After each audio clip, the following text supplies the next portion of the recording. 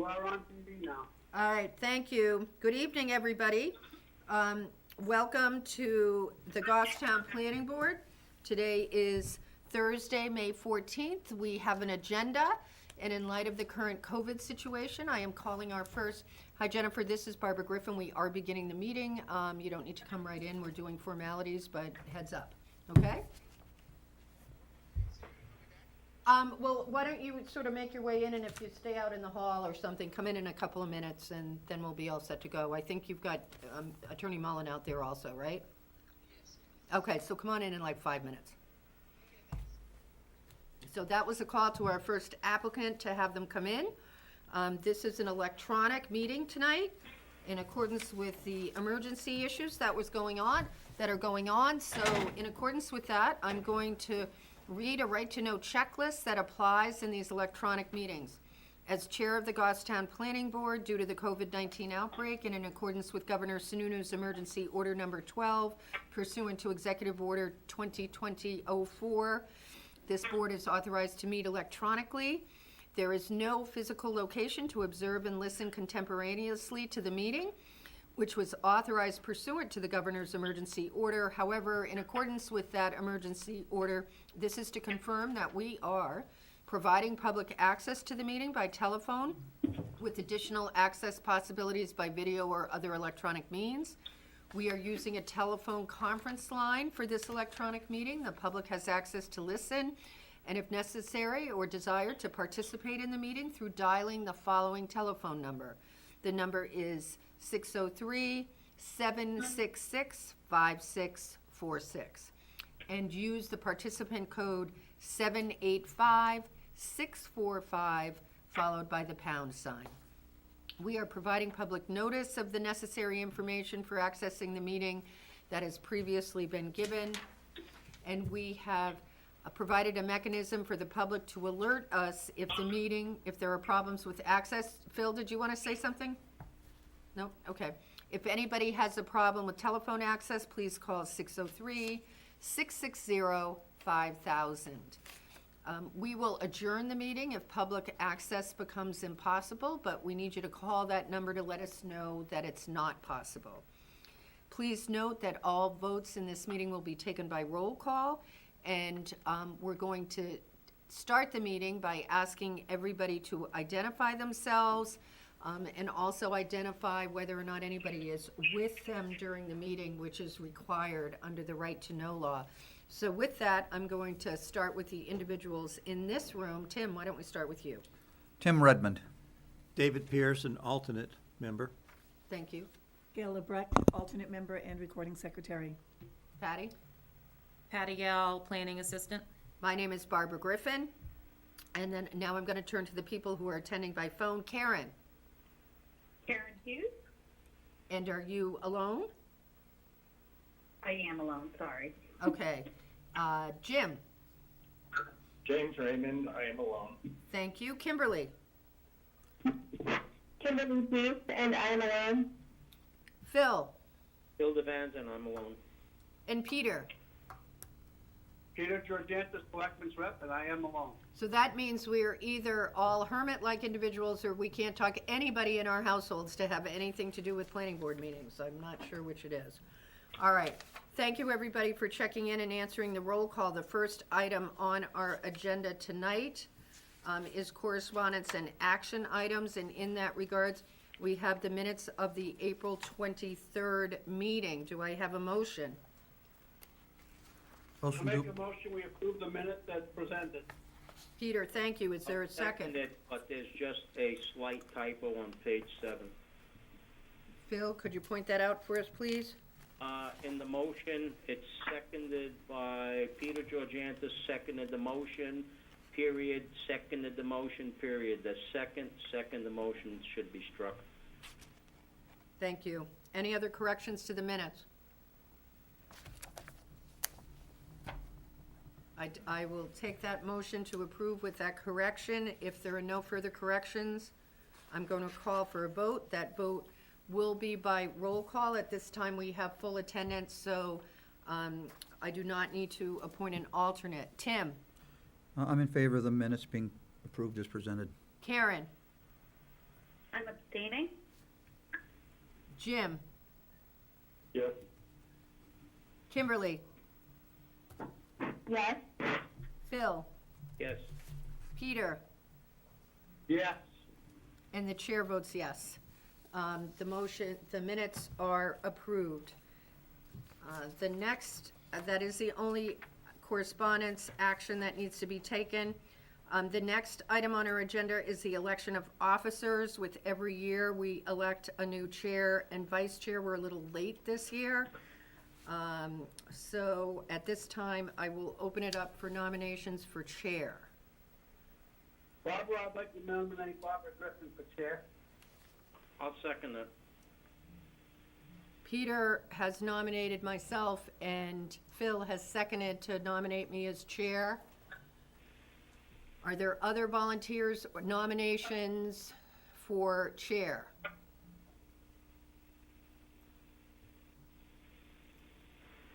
All right, I'm going to close the nominations and call for a vote. Roll call vote on the nomination of myself to continue as chair. Tim? Yes. Karen? Yes. Jim? Yes. Kimberly? Yes. Phil? Yes. Peter? Yes. All right. The next on the agenda is the nomination of a vice chair. Kimberly, you are currently serving as vice chair. Would you like to continue? Yes, I'll be happy to do that. All right. I'll make that motion if you need me to. Is there a, I'll second it. it's been moved and seconded to have Kimberly be the vice chair. Are there any further nominations for vice chair? Seeing none, I will call for a roll call vote. Tim? Yes. Karen? Yes. Jim? Yes. Kimberly? Yes. Phil? Yes. Peter? Yes. I vote yes. Kimberly, you are vice chair again. Thank you, everybody. We have an issue of appointment of CIP members. I would like to wait to deal with that because I have called the first application in and they are here in the hallway. So I'm gonna, with the board's permission, we're gonna move right to our first item of old business, which is map 5, lot 60, relief from the outer 50 feet of the 100-foot wetland surface water conservation district. This is a site plan subdivision review of Mass Road Crossing LLC. This is located on South Mass Street, Mast Road, for a proposed 42-unit condominium development for 55 years old and older that will be partially located in the outer 50 feet of the 100-foot wetland surface water conservation district buffer. The proposal is for 19 duplex unit buildings and 1 fourplex unit building. The property is zoned commercial industrial flex zone and is located in the wetland surface water conservation district overlay. This is continued from the April 9th meeting. This application has been previously accepted. It has been accepted with waivers that were accepted for purposes of getting the application on the table only. Joanne, why don't you bring us up to date on this? So we have 4 waivers that the board will need to act on.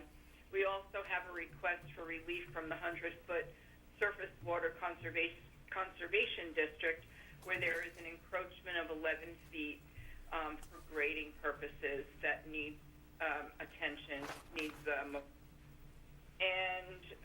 there are some outstanding issues as far as them as conditions of approval. The 2 biggest items that were left hanging from the last meeting were wording of the declaration, as the condo declaration, as far as the appropriate age requirements. Attorney Mueller has produced an amended document, which you should all have. It was reviewed by our town attorney.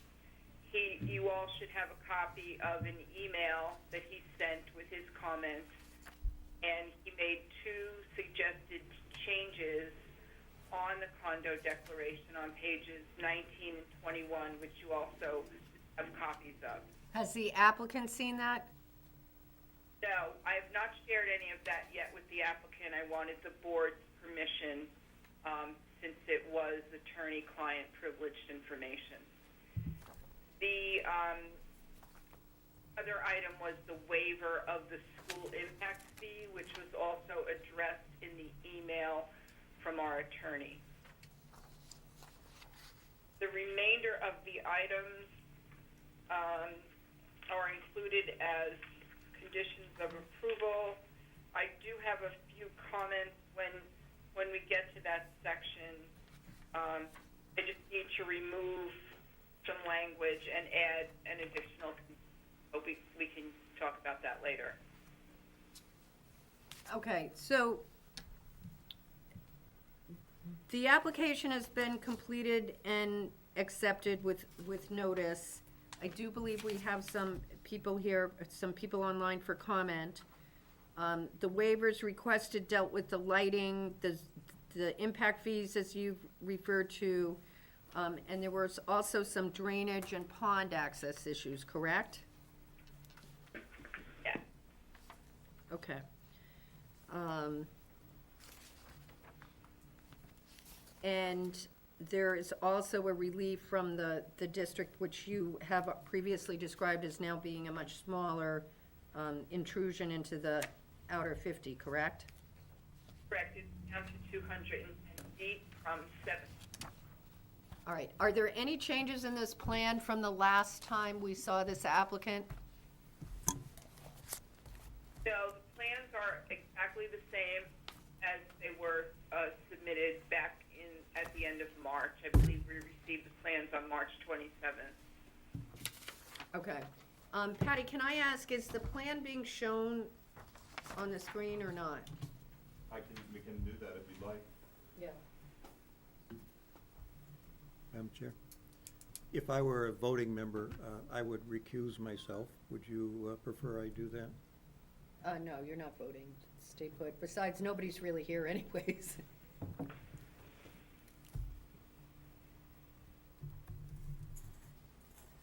All right, hold on. I'm trying to see if we can get the technology to work so people can actually see this plan. twice? Just warming up. Oh, there, okay, so hopefully folks at home, no, I just wanted it up because I want people to be able to see everywhere what we're looking at, because I know the plan, the colored plan is great for us here in the room, but it's not so helpful if you're trying to look online. All right, Joanne, do you have anything else you want to present to the board before we hear from the applicant? No, I can wait on the other items as far as the conditions of approval. All right, because I do want to run through them before we open, we need to discuss them before we at least need to get them on the table before I open the public hearing. Okay. So let's hear from the applicant, they can run through them, and then I think we have at least one person online for public comment. All right, Jennifer, Attorney Mullen, somebody speak. I will start. Dan Okay. Muller from Cronin Bisson Zelinski on behalf of the owner and applicant Master Road Crossing. Last time we were here, I'm going to focus my discussion on the two waivers, the impact fee and the access to the detention pond. You should have a letter from April 23rd. I'm not going to repeat everything in there.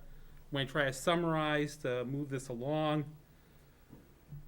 Essentially on the impact fee waiver, after the last hearing went back and amended the declaration, in particular the age restriction covenant was the primary focus. And what we did is we went with something, the town of Hooksett actually in their zoning ordinance has a housing for older persons provision, and they have requirements, and we basically borrowed their requirement. And the requirement is at least one person 55 in each unit, and other occupants cannot be under the age of 40. In my letter, I explain why that is lawful. Essentially, housing for older persons, 55 plus or 62 plus, if you create such housing under the state statute 354A, if you're lawful housing for older persons, you are exempt from both the age discrimination and the familial status discrimination provisions of that statute. Go through an explanation in the letter. At the federal level, there's actually no prohibition on age discrimination. It's only on familial status, which is people who essentially have children under 18, for lack of a better term. And the federal statute, which the state has sort of incorporated the same, or is trying to mirror the same thing, basically says you can discriminate against people, in that case, based on familial status. You could say these, if you allow people in, say if a minimum 55 plus, where you only need 80% of the units occupied by at least one person 55 or older. If you have families, you can discriminate in terms of the terms and conditions that are otherwise available to people 55 plus. So, from my perspective, since the statute basically says if you're 55 plus, and you just have to meet the minimum to be 55 plus, that means you have to have 80% of the units have to be occupied by somebody 55 or older.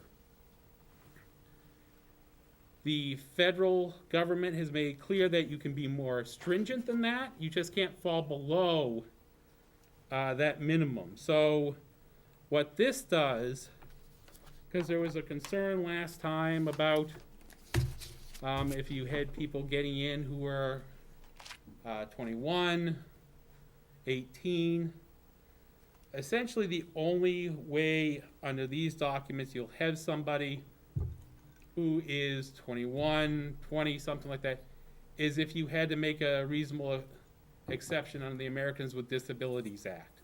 And that would be true whether this was 62 plus, a regular 55 plus, makes no difference. So this is as, from my perspective, legally, this is as protective as you can get to keep school-age children from living in this facility. There is also, if you notice, there is a change made in terms of the common area to make clear that things like playgrounds, sandboxes, things of that nature are not going to be improvements that are going to be allowed. Again, consistent with the intent here, which is this is going to be a 55 plus community where you have at least one person who's 55. You could have a spouse who is as young as 40, but that would be the limit. So with that in mind, and based on your zoning ordinance, we are looking for the waiver on the impact fee. All right, and the second item you wanted to address, which I believe is also in your April 23rd correspondence? It is, the detention pond. Essentially, there's a concern about the maintenance with that, and again, I'm not going to go through everything, but essentially, if the town wants the right to go on the property, that would have to be through an easement. And point out the case that easements carry with it certain financial obligations for those who benefit from them. There are certain issues in terms of liability. Here, you know, if the state comes in, you have a state approval, and the things that are done by the town don't comport with the state approval. There's a liability issue there.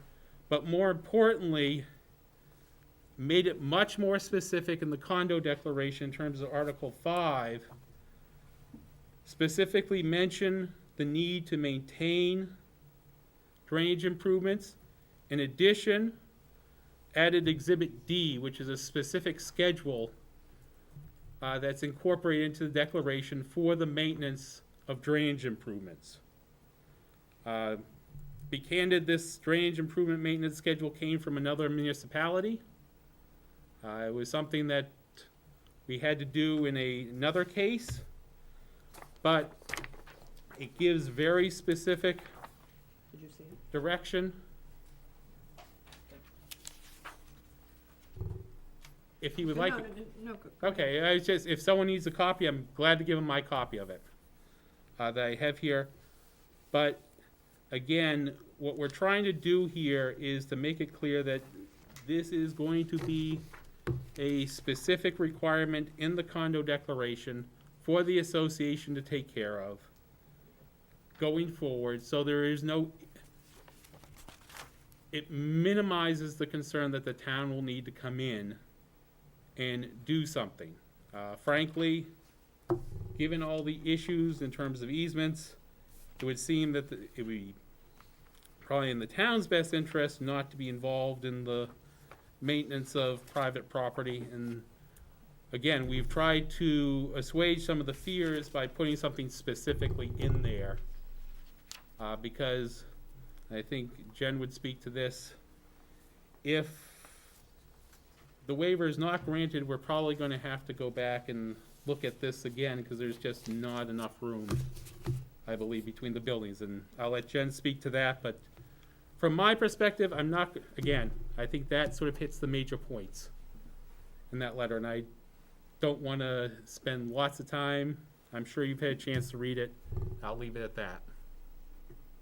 Okay. The other two waivers were in regards to the lighting, and it was a waiver in regards to the requirement throughout the development and in accordance with our regs, and I believe we talked about doing motion detectors on the units, is that right? Where we are, Yes. Jen? Yes, and that would just be a note added to the site plan.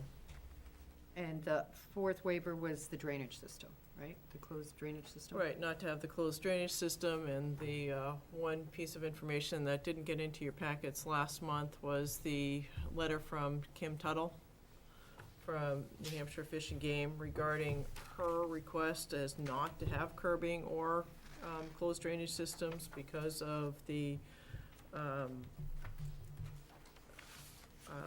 endangered species in the area.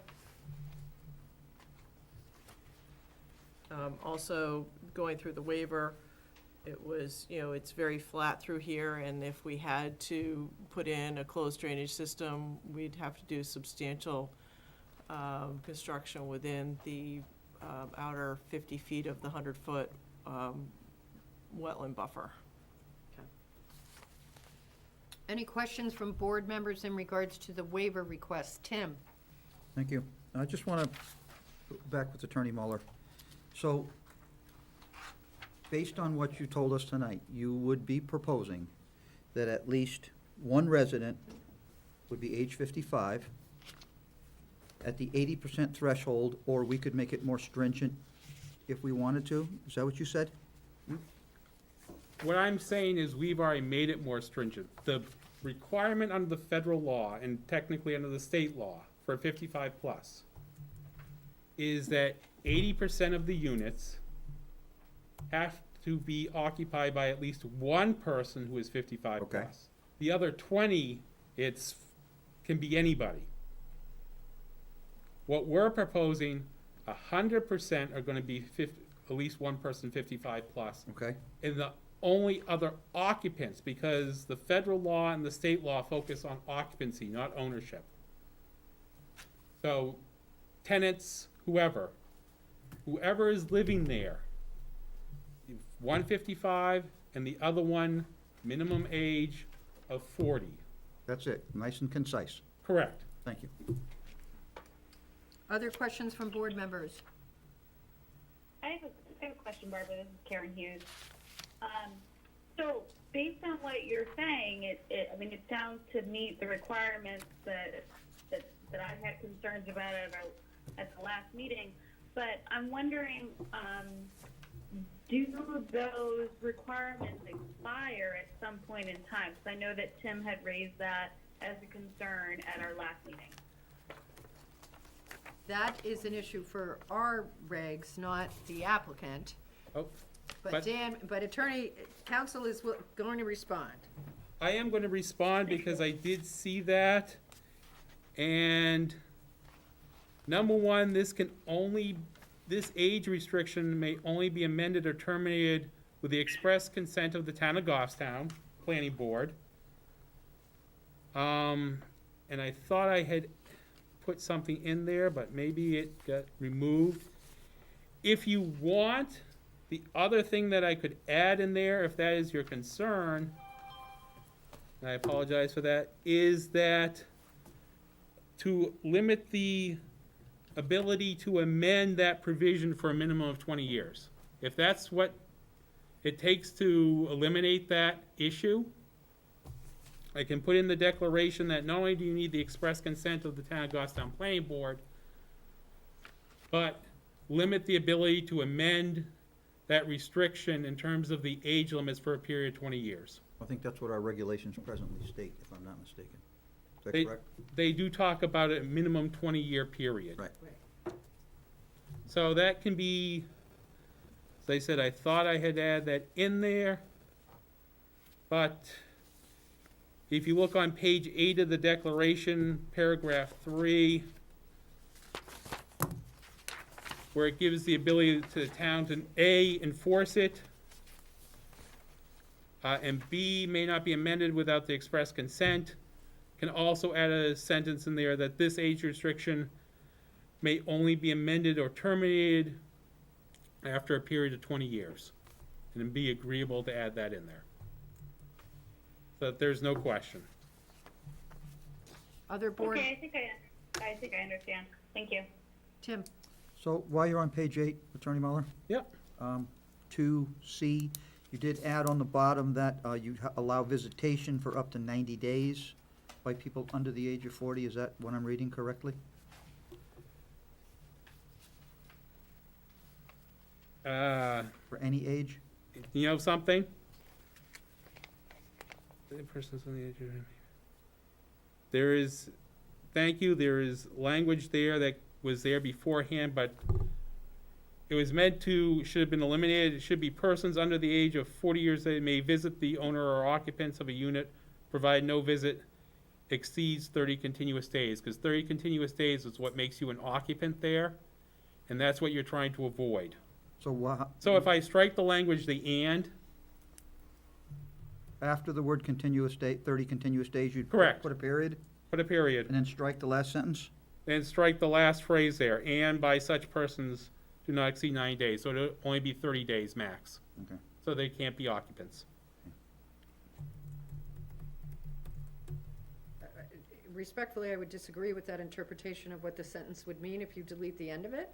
I don't see any time restriction on the 30 days when you eliminate the 90-day provision.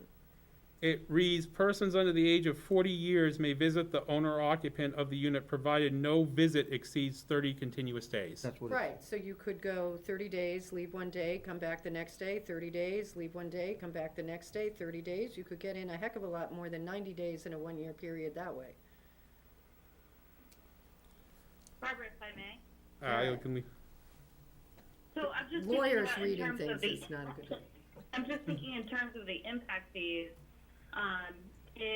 If we're talking about an occupant being able to stay for 30 days, and they're required to be 40 years old or up, we're not really concerned with, the educational impact, because special education only goes to 21 or age 22, arguably. But I don't know if your point was different than that, but I just wanted to chime in and say that. My point was that if we delete the last portion of the sentence in paragraph C of 2 on page 8 of the declaration, there is no restriction at all on how many 30-day continuous visits there can be. Right. Barbara, I agree with you, because if you read that, it says, and visits by such person do not exceed 90 days in any 1 year. So your scenario could be done 33 times, and then they reach that maximum of 90. Right, which, what I'm saying is if you don't leave the 90 days in, there is no Right. maximum. Right, no, that's what I agree with you. Unless you say it's 30 continuous days in any 1 year. That's the only way it does what I think Tim was intending. Tim? So my concern with my question for Attorney Mueller was that a 90-day period allows for a young person to enroll in the school system. No. I think the intent of it as written I think, was that it could only be for 30 days, and you Right. couldn't do it any more than 3 times at So different. that's 3 months, 90 days, But correct? it would be, I'm sorry, if you want me to reduce the period, that's fine. It's essentially to allow grandchildren Right, or the right. like to visit. Right. That's the thing, and it the just, summer, December. Right, I Yes. agree. Okay. so I if you, think as written, it's fine. okay. The paragraph, just no As written, it's emissions. fine. Okay. All right, anything else on the waiver request, board members? Barbara, Tim? we go back to Jennifer with the lighting. You said that the lighting was gonna be strictly attached to the garages or the front doors of the homes. Is that the type of lighting you're talking about? And the front doors, yes, and over the garage doors, yes, Right, and the but ones on no the, street lighting on the sidewalks or on the edge of the road or anything like that? no, And you did state, I believe, at the last meeting, that all lighting fixtures would meet our night sky ordinance. They would have shields on them. absolutely. Thank you very much. Further, Barbara? Phil? Southern New Hampshire Planning, comments on there, they addressed something on the lighting, and I didn't know if, anybody else took a look at that to see how,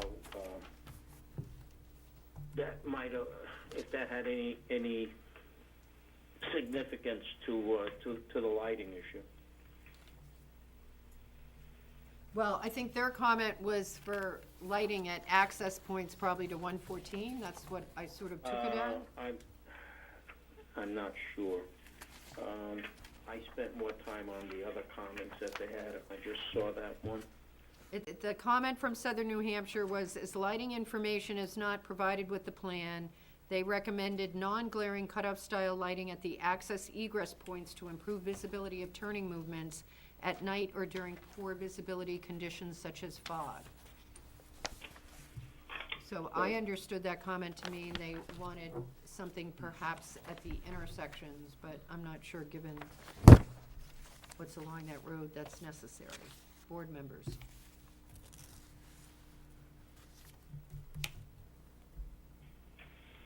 I'm not seeing anything. Any other comments from members on the issues? Tim? So, once again, back to Jennifer, on your closed drainage system, the plan does not propose a closed drainage system at this time, does it? Correct, no, it does not. And you're basically asking that we allow you to replace the vertical granite curbing with sloped granite curbing or asphalt berm, is that what No.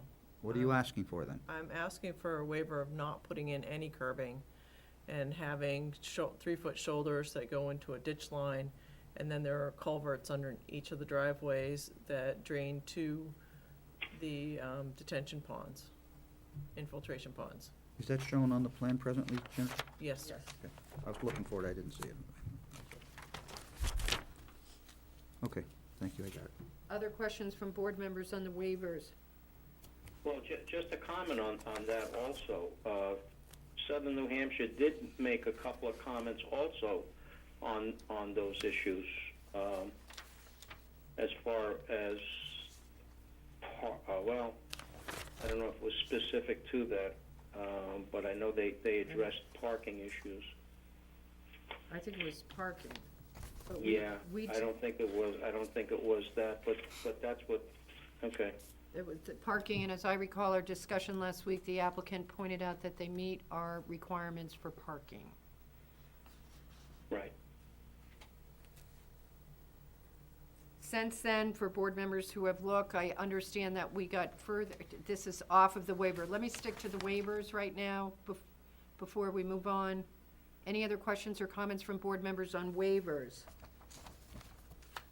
All right, I'm not seeing any. I'm not hearing any, seeing any. I don't have any idea what's going on with all of you.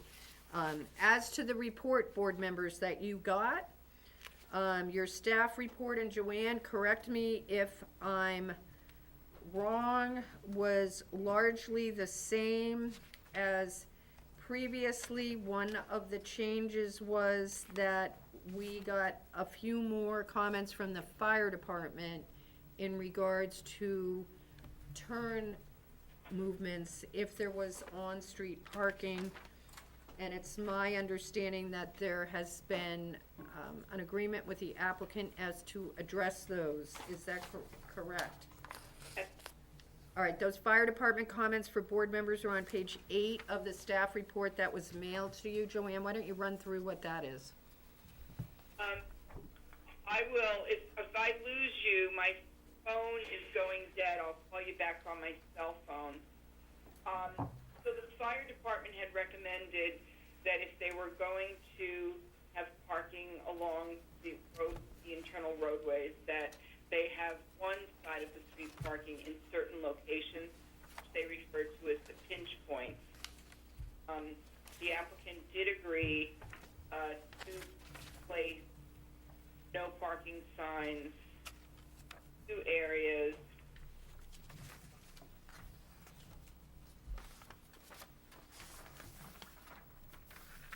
I think we lost her. She'll call back in. Well, Call back, I'm losing you. all right, Gail, in the meantime, why don't you pass this down to council, and he can look at the red on page 19 and 21. I'm making the decision, I know it hasn't been released to him because it came from council, but it's a proposal for a change to condo docs, and we might as well just have him take a look at it.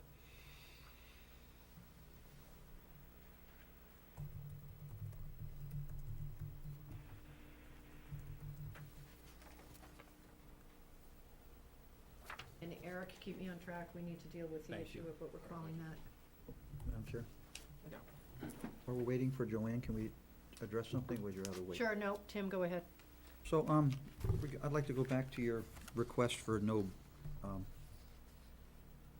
curbing and these slopes. You have this statement here from Kim Tuttle, that you mentioned, wildlife.gov. The 3 items mentions a wood turtle, the northern black razor, and eastern hognose snake. Have you identified these 3 species on that site specifically? Or is this a general statement from her? No, I did. They were in all 3 were found within the area, which they could easily be on the site. I do not believe that they were actually found specifically on the site. Okay, but they are in proximity to the site. Absolutely. What is considered proximity to the site? I think within a half mile. Okay, thank you.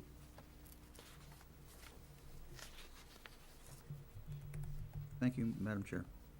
Thank you. Joanne, are you back? She not back yet? No. Now she had to go find your cell phone. Usually it's the cell phone that does. All right, any other questions from board members on this plan in regards to any aspects? All right, so anyways, what I had asked Joanne to comment on was the issue with the truck is that her? Yep, that's her. Joanne, let us know when you're there. Oh, I'm here. Can you hear me? Yeah, all right, so why don't you go through the truck movement, no parking issue? Okay, so Lieutenant Connor has said that the truck movements were not compatible with the on-street parking on both Villa Lane, in certain portions of Villa Lane and Angel Point. And he recommended that if they were to allow on-street parking, that the pinch points, which are the west entrance through the turning heading east toward the first building, and the east entrance through to the driveway for building 16. And the applicant did provide us with an email saying that they were in agreement with providing a restriction for one side of the street parking and will supply signage to alert the public. Okay. So I wanted to add that as a condition of approval at the end of the conditions.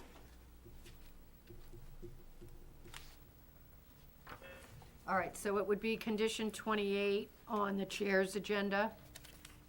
Yeah.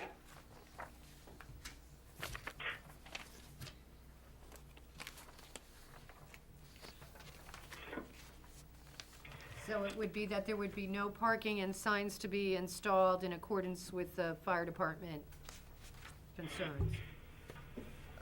there Madam, would be no parking on, in certain areas on Right. one side of the roadway.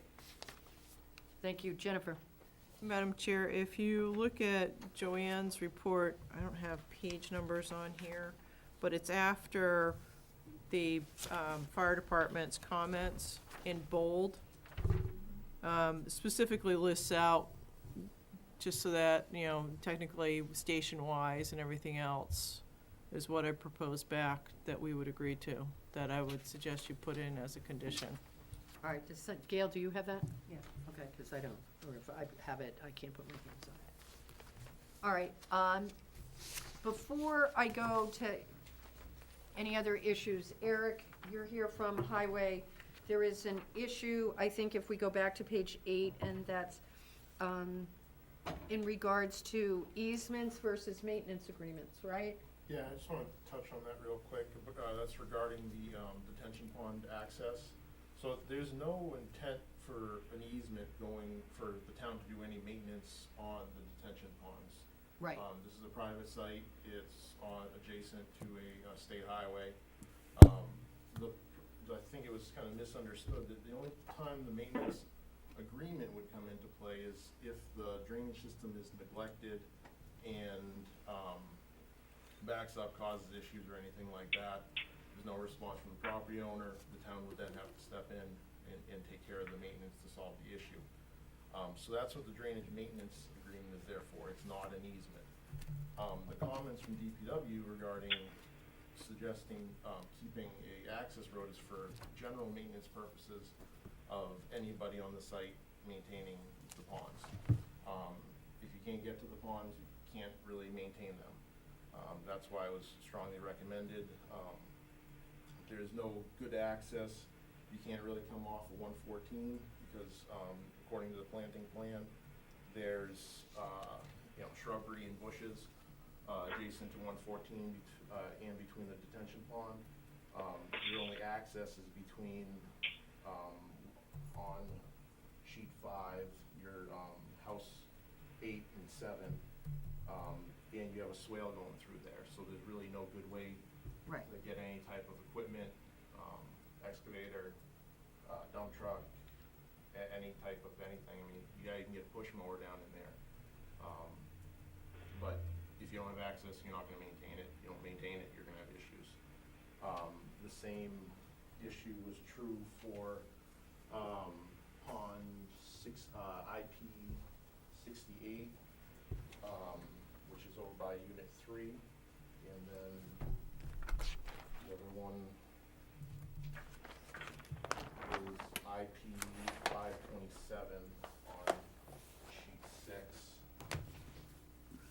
which is between units 9 and 10. So in order to get all those ponds, you have to go right in between a narrow gap between the two. So Joanne, did you follow that? Yeah. All right. So the discussion from the last meeting was, there was mention made that certain members of the board felt that most condo associations don't do a good job in maintaining things like detention ponds. And there was a concern if something were to happen and it would overflow. So the applicant has tried to address that. I mean, they probably want to say some more about it, but they're saying that, it's written in the documents that they must take care of it. All right, so there's no proposal for an easement to the town, right? I'm just making sure, and I'm gonna let the applicant speak in regards to this issue. I am going to have to respectfully disagree. I understand, I've seen your standard drainage agreement. The problem is to essentially, if it came to the point that the town wanted to go on, it needs still permission to go on to the site. Now, essentially, the ability to use somebody else's property, it's either a license or an easement, because you're either granting the ability to access to do that, or you're not. And if you don't do it, then there's no general ability to go on. So I think what you are talking about, at least if you're looking for a long-term ability to enter onto the property and do work, to me, that is an easement. Because if it's a license, which is the other possibility, the problem with licenses is they're revocable.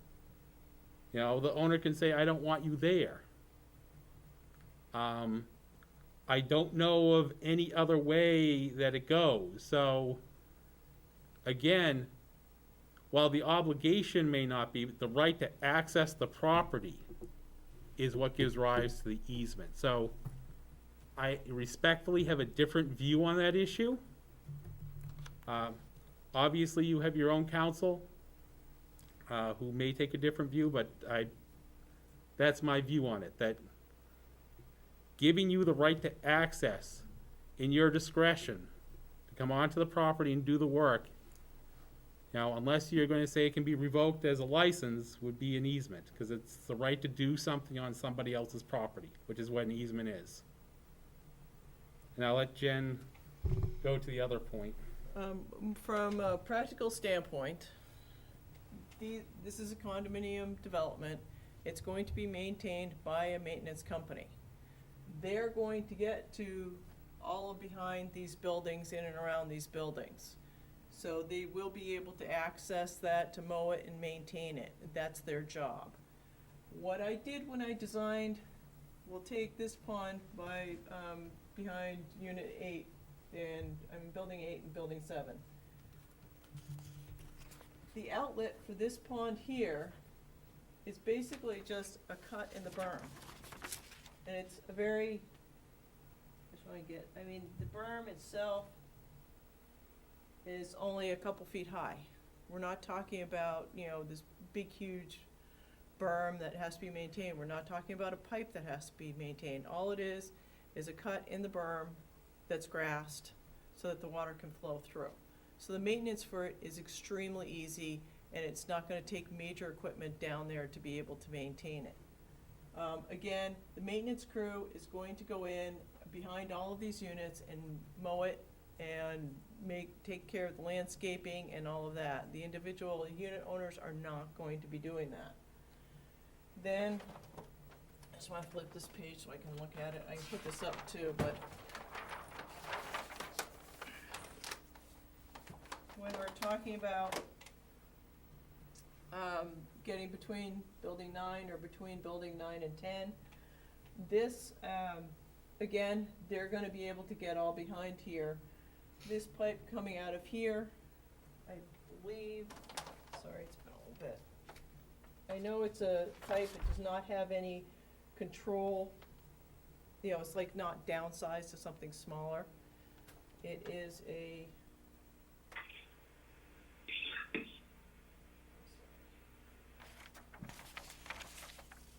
it's a 12-inch pipe in a head wall.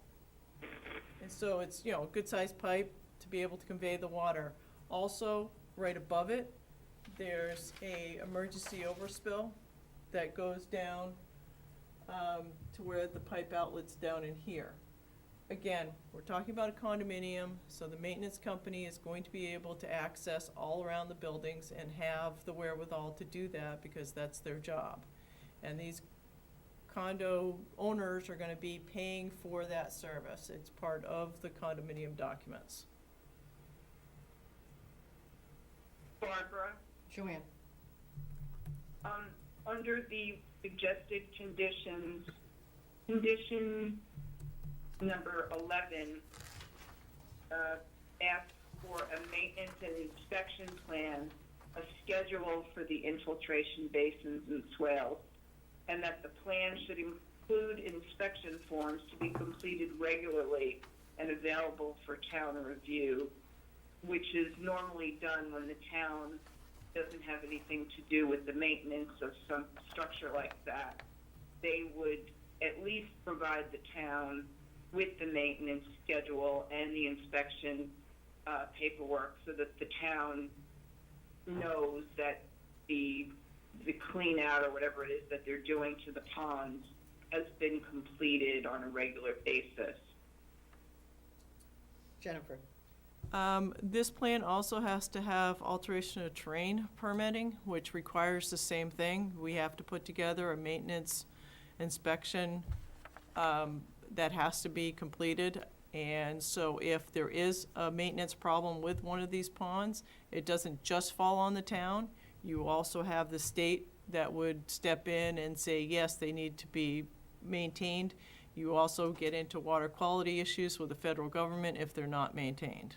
So there's do I a understand 11, as Joanne read it, provide a maintenance and inspection plan schedule for the infiltration basin swales, should include inspection forms completed regularly for the town's review as required. It's not an issue. I heard council say, and I saw in the condo docs, that there's a specific schedule that's in there. So is that condition a problem if we require it? All right, so the No. issue is, do I understand now, at drainage number 10, a drainage maintenance agreement? That's the issue. That's the issue. DPW is saying, we don't want an easement, we just want a maintenance agreement. The applicant is saying, I'll give you all the agreements in the world, but it's not gonna give you the ability to do anything, so why are we talking about this? And, it doesn't sound to me like the town can get in to do this maintenance anyways, given the building location. Tim? So just to touch on that briefly, I won't drag it out. Just to be clear, the buildings are owned by the condo owners themselves, but all the grounds are common area, is that correct?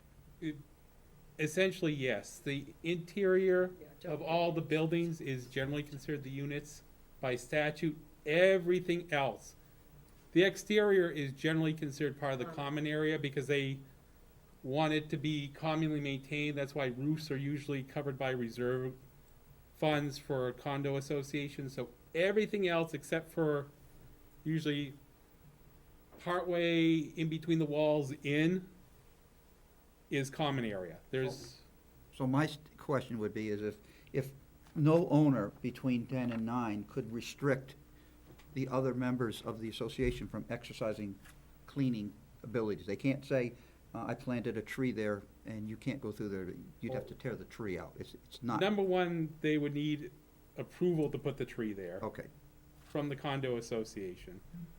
And no, they cannot say to the association, you cannot use the common area. The association administers and maintains the common area, So all the common areas. So in the event of a catastrophe, as DPW has mentioned, that they would need to go in and take care of it, you still have access on common ground to get equipment in and out of behind those buildings to perform that maintenance on your own. Correct. Yes. Thank you. And, I know DPW's concern is that, they don't want to put a track machine over there and rip up the lawn and everything, where you're talking about the condominium development itself, they can do that because they're going to fix it as they come out. Well, I guess what I'm talking about is a requirement of this a drainage maintenance agreement? Because it sounds to me like we're not doing one. Tim? So the only purpose of a drainage maintenance agreement is to enforce them to do something. I think that they're gonna take care of it on their own to maintain their own property, because otherwise, who's gonna be negatively affected by a failure of that drainage system? Certainly not the town of Goffstown, not the state highway. It's gonna be internal within their own confines of their own project, and they're gonna take care of it. So I really don't see the need for a drainage maintenance agreement myself. Okay, other board members on this point? Jim? Mr. Chair, this is Jim. May I be heard? Yes, Jim, please. I'm gonna let the Department of Public Works assess need. That's their area of expertise on our engineering and design basis and the likelihood of failure. And I think if they make that determination, I shudder to think our board members, maybe except for Tim, have the expertise to say they're wrong. Second, if every applicant that we've seen did what they said they were going to do, we'd never need access to drainage easements. But in fact, notwithstanding the good faith and hopes of the developer, that doesn't happen. And Joanne, you misstated my earlier comment. I don't say most condominiums, in my experience, though, many do not perform the maintenance on the common areas that their common interest would lead you to expect they will, for whatever reason. Usually it's they can't afford it, or they can't get enough people to vote in favor of it. Third, as to the cases cited by Brother Mullen, I respectfully disagree to the concerns. They can be addressed very easily. First of all, in our approval, we can deem it a license, but as a condition of continuing site plan, if they revoke the license, we revoke site plan approval. That will blow up the project in the future. I don't think they'll do that. Second, as to maintenance of the easement, we can specify in the approval that the applicant is required to maintain it. It's not an obligation of the town if we state it's theirs. Third, there's a specter of damage. The case cited is an extreme case. I know my firm defended it, the town, of a drainage easement, a pipe rather, flooding land. That's not the case here, so that specter doesn't disturb me. It is more that if the Department of Public Works, the town engineer, thinks we need access or access should be provided, I'm not sure we as a planning board should say, no, you're wrong. And there are two issues. One is, do they have access to do it themselves? Maybe they do. But if they don't, should the town have the ability to go on? If we want to waive that, we can, but don't do it just because we're getting assurances it will be done. That's all I have. Well, then, Jim, Barbara, I have Jim, having said that, I'd like you to take a look at number 10 on the recommended conditions of approval and ponder what you think, if it should say anything different at all. Phil? May I address that first before Phil? I'll let go. Oh, sure, go Phil, ahead, if you want. go ahead. A maintenance agreement is just an agreement to do something, but we see they're not always adhered to. And we don't have the ability administratively to go out and inspect them. So they say they're doing it and they don't, or they don't do it and we don't get it, and then there's a problem. Now, we can put in, and I'd want this in, that if we're going to go in that direction, that a failure to provide the maintenance as required by the maintenance agreement is a material violation of site plan approval and is grounds to revoke. That at least gives us some teeth. I'm going to look to the Public Works Department to say how comfortable they are, because our experience, again, with maintenance agreements is they sound good when you put them in, but then when they pile up in somebody's desk and don't get looked at, then they're not maintained. So, yeah, it's nice, but it doesn't address all of the concerns. The Public Works says, Eric says, we don't need access. I'm good with that, but I haven't heard that yet. And I don't think he's saying that. I just turned around. All right, Phil, did you want to say something? No, I didn't have any Peter, comment. it was Peter. Oh, Peter, I'm sorry, Peter, I'm sorry. Go ahead. Well, I heard two different things. I heard Tim say that there's no effect to the town if something goes bad with that drainage easement. And then my concern then from Eric is, what is the town's concern if that drainage fails? Eric?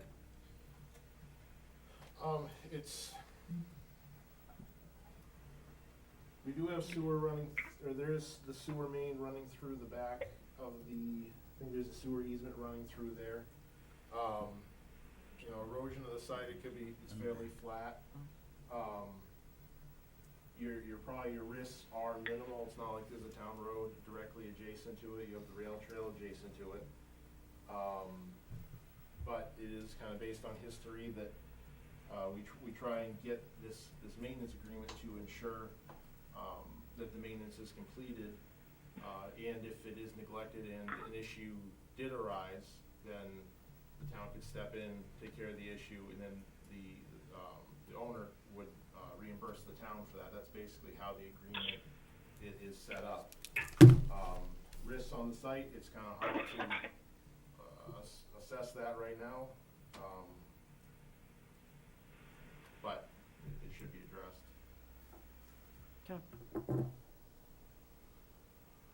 Tim? So I like- guess my question. Peter. Okay, go ahead, Tim. No, Peter, go ahead. My question there is there any other way that it's enforceable to have them do it, as far as instead of the town getting involved, if it fails? Well, I mean, the reality is you have an access issue if you don't have an agreement to see if it's failing. Jennifer? Again, I'd like to say is that this will have a alteration of terrain permit, which requires them to maintain it and submit those forms if asked. So it's not just the town that is trying to enforce these, detention ponds. It's also the state. I have worked with the state on several, sites where they've come in and said, you need to fix it, and they come back and it has to be fixed, and it is fixed. And, you know, they call me in to help them fix it. And so it's, you know, I've done this on many different occasions with clients. It doesn't fall directly on the town. Okay. I'm gonna recognize the applicant, Attorney Muller. Thank you. The only issue that I do want to bring to the board's attention in terms of damage, now, the Canada case is indeed an extreme case, but it is typical that when you grant somebody the right to go on your land, regardless if it's a license or anything else, if you go on and you either disturb or damage the land, the expectation generally is that you're going to restore it. So there is a cost factor there that does come into play in most cases, because equipment going over grass, that's what happens. So that is another aspect. Like, again, that's beyond just the Canada. That's just a general requirement of basically every easement or any license that you do, that if you go on and you damage the property or disturb it, you're going to restore it, and that is a cost. That is the only other additional comment I had to make on it, outside the fact that the town, per the declaration, in fact, one of the changes suggested by town council focused on this provision is that if there is a provision here that's a condition of the land use approval, and if you want to make the proposed maintenance schedule a condition, you would have the right but not the obligation to enforce it. That's in there.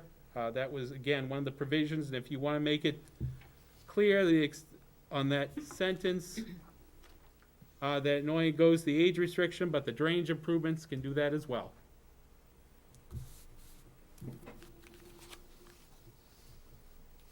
Other board members? Jim? So after listening to Jim's comments and Peter's questions, I'd like to amend my statement. I had time to think about it here for a minute. There could be an impact to Dan Little Brook if any of those systems were to fail, and that's the end result of the water. So I misspoke when I said there'd be no damage to the town. It would be a damage to Dan Little Brook if those did fail. Anybody else? Any other thing that the board would like to discuss before I open the public hearing? Barbara, Phil? going back to depending on the state to do any follow-up on reports, it's been often in the past, all the experiences that I've had with them, is that they don't have the manpower or they don't have the funding to follow up on all the reports, and they pile up on a desk at the DES. Okay. Anything else before I open it up? All right, Patty. At this time, I'd like to open this matter up for public comment. There are no members of the public here. We're doing this meeting telephonically, so they are online.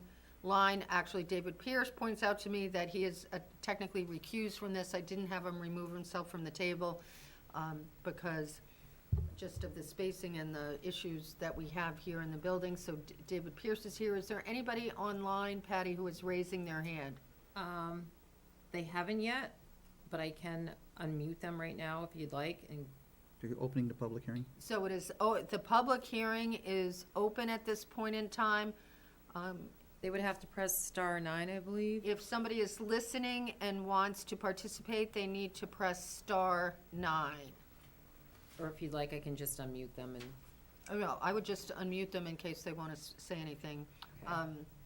Is there anybody online that is listening, watching this meeting that would like to make a comment about this plan? I thought we had somebody call you in. do, you have Jeremiah online who's an abutter, and you have the applicant that is on the line as well. Jeremiah, did you want to say anything in regards to this plan? Well, my comments weren't related to this particular aspect of the plan that's been discussed. It wasn't related to the waivers, so. No, that's all right. This is a public hearing. We've sort of heard this plan a couple of times, so we're concentrating on the waivers tonight. But Jeremiah, if you could just give us your full name, feel free to make a comment on any aspect of this plan. Okay. My name is Jeremiah Lamson, Lamsln, with REF Corporation, who owns the Villa Augustina Okay? parcel. And comment was just relating to one of the things that's come up about the requiring a sewer easement. And I have spoken with the applicant and been told that the plan is just easement that allows the villa to continue having the same sewer access that it had previously. But it was mentioned at the last planning board that there was something about a restriction, and I just wanted to make sure that if there is, this plan does get approved with a condition for a sewer easement, that it stays, it doesn't change the access rights that The Villa property has. to the villa property. Okay. Jennifer, do you want to address that? I saw you moving your head. Absolutely. Today, they have their force main that goes into an 8-inch gravity line that traverses the property to the interceptor. Yeah. And we're going to be shortening up their force main, but providing them an 8-inch line so that they can discharge into, that will bisect the property and go into the interceptor. So it's, Barbara, Joanne? that is included as condition 19.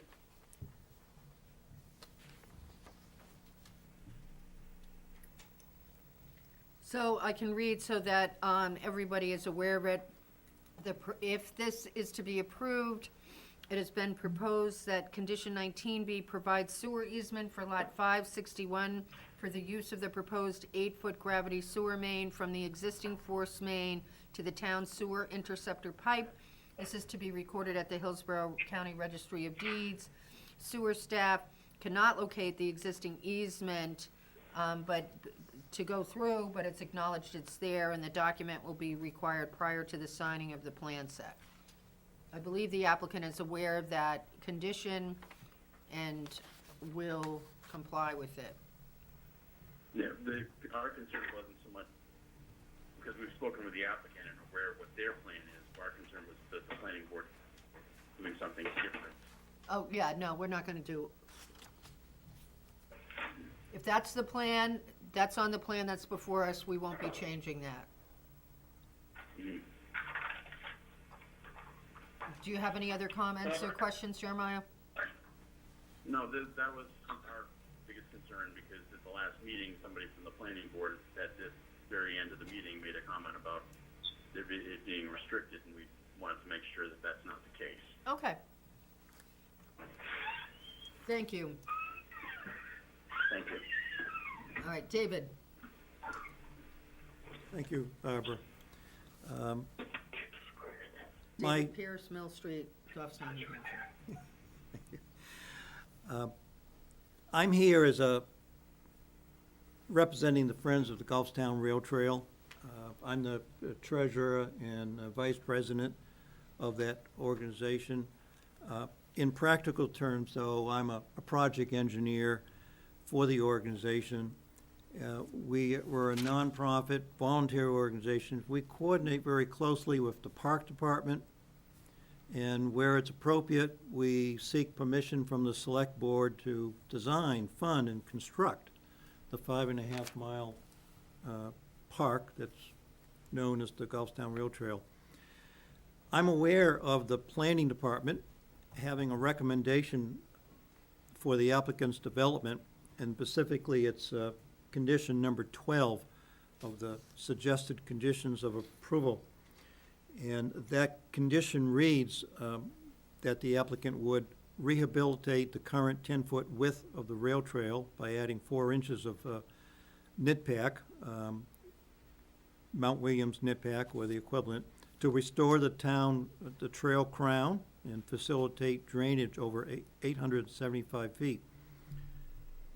To be done prior to the last building certificate of occupancy. The point I need to make is the following phrase of that condition. All of that would be contingent upon, one, an erosion site that is there today that's caused by snowmobile access to be repaired by the town. The horizontal location of the 10-foot wide trail would be staked by the town. The Select Board would accept this planned donation of a trail improvement that would occur during the Mass Road Crossing project. And fourthly, that all required permitting shall be the responsibility of the town. The 4 contingencies I just read are items my organizations routinely do in our role of assisting the Park Department, and I offer that our organization will accomplish them on behalf of the town. Specifically, the repair of the erosion by snowmobile. It's within our normal maintenance capability of doing that. We're willing to fund sufficiently the cost of that project. The horizontal survey for the location of the trail is something I personally have done for all of our recent projects, and our organization will do that for this project. On number 3, on all the projects that have been arranged by the Friends of the Rail Trail, whether they were funded privately or they were funded through grants, our organization appears before the Select Board and we ask for their acceptance of a pending donation of trail improvement. My organization will do the same on behalf of the developer. Fourthly, we have the issue of accomplishing necessary permitting. I really regard that as a technicality that has to be mentioned, but in reality, the issue is moot, as the Gulfstown Rail Trail parcels are exempt from the requirements of the New Hampshire Comprehensive Shoreland Protection Act, per a letter that the town has from the Department of Environmental Sciences dated 4 February 2011. So as far as permitting is concerned, essentially having the Select Board accept the trail construction donation has always been, in effect, the permit to begin construction. In wrapping up, I propose that upon my organization completing these 4 contingencies, that will provide a letter to the Planning Department. The Planning Department can in turn endorse that letter to the developer, informing him that the contingencies have been accomplished, and then he can proceed with his obligation to construct the trail. That's my offer to do that work on behalf of the town. Thank you. Thank you. Barbara, Joanne? the other, just to add to what David has said, if you look at condition number 12, please eliminate The first 3 lines. 3 lines and the first 3 words of the 4th line. The condition should start with rehabilitating. Right, okay. All right, the public hearing is still open. Is there any other member of the public that would like to make a comment on this plan? All right, I'm not seeing anybody. You see anybody out there with a hand raised? No, I unmuted both of them. Okay. So now they're both muted. No, they're not. All right, okay, they're both unmuted. I'm not seeing anybody. So at this time, I'm going to close the public hearing on this plan for map 5, lot 60. We heard some public comment in regards to some conditions that have been recommended. Are there any other comments or questions from board members in regards to this plan before I look for someone to make a motion of some sort, which would need to address with waivers in the first instance? Madam Chair? Robert, I have just a question on the wording of those conditions number 12 and 13, where it says a deed acceptable to the town. A deed in normal use means a conveyance of a property interest. I'm not sure that's the right word. What are you talking about, Joanne? Joanne, can you address condition number 13? And 12, is the usage of the word deed. Somebody tell me what you No. what you mean by that. On 12, cross out everything on 12. That was a cut and paste error. 12 starts with the word rehabilitating.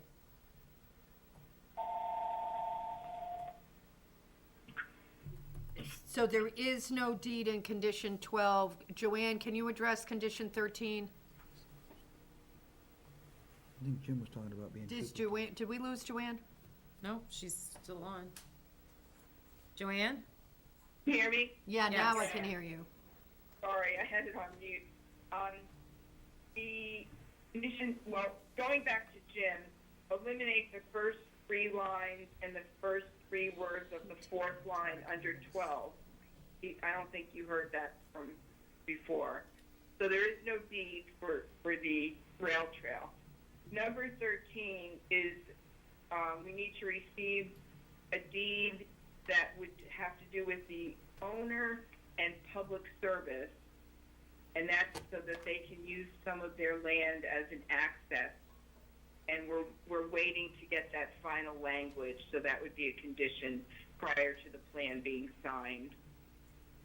Jim? I think Jim's point is, what's the town interest in that deed? There What is that? none. We have to just make sure that it's received.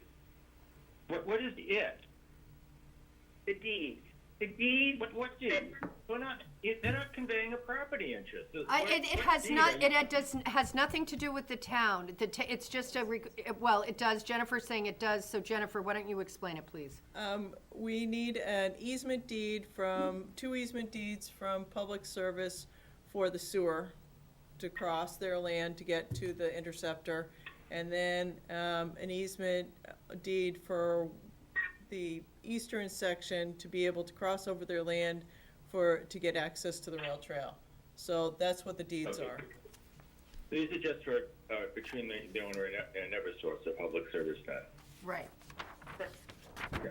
We Okay. need to make sure it's actually accomplished before the plans are signed. Okay, that's clearer now, thank you. Okay. All right, Jennifer's raising her hand reluctantly. Yeah, I just have one comment that I want to make regarding the impact to Dan Littlebrook from the detention ponds. If you look at, you have that 100-foot buffer, and especially from this detention pond, there's a large field in between that's relatively flat. As again, what I said is that the outlet to that pond is very well seen by everyone from the road and whatnot, so that if there was an erosion concern happening, you'd know it immediately, and it would be easily fixed by probably just a shovel and a rake and some seed. This one over here, it's gonna be a little bit more enclosed, but then again, it outlets down here where you have a flat area that goes through the woods, which is still a 100-foot buffer until you get to Dan Little Brook. These are not large detention ponds by any stretch of the imagination, and the erosion should be caught relatively quickly to be able to be maintained. And it's not gonna take a whole lot to be able to fix them. Thank you. Anybody else have any comments or questions on this plan?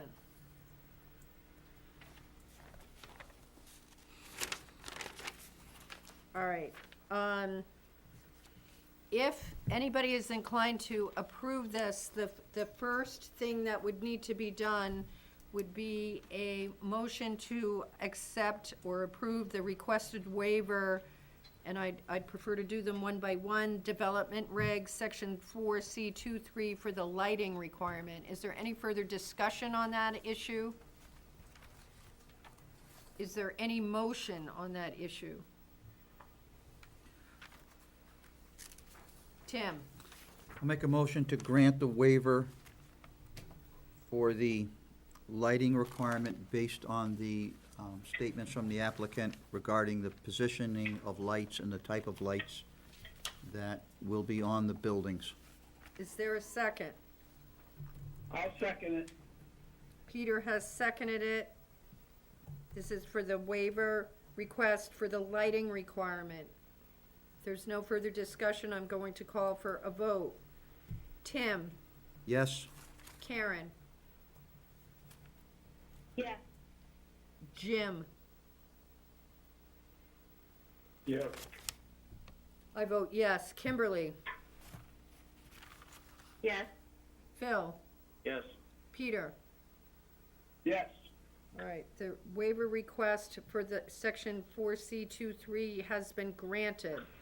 The second waiver request is pursuant to our zoning 1662, school impact fees. Is there a motion in regards to a request for a waiver of the school impact fees? Tim? I make a motion to grant the waiver request for the school impact fees based on the amended statements regarding the occupancy and the ages that was provided by the applicant tonight. Is there a second? This is Peter, I'll second it. Okay. Is there any further discussion on this waiver? Seeing none, I do want to, Jim? this is Jim. If we grant this, this will be the second,